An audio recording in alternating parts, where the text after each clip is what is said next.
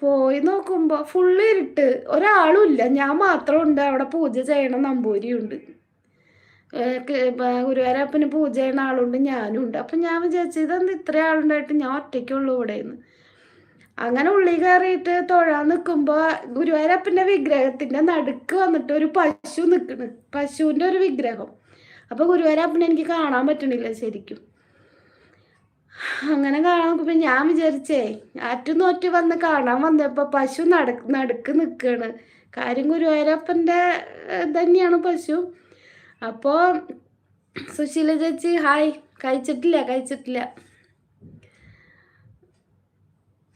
അപ്പൊ നടുക്കുന്നപ്പോ ഞാൻ അങ്ങനെ പറഞ്ഞ് കണ്ണടച്ച് പ്രാർത്ഥിച്ച് നോക്കുമ്പോ പശു മാറി. അപ്പൊ ശരിക്കും ഒരു സ്വർണ്ണ വിഗ്രഹം കണ്ട്. പനി മാറി കേസസ്. അയ്യോ പറഞ്ഞാ വിശ്വസിക്കില്ല. ഞാൻ ഇവിടെ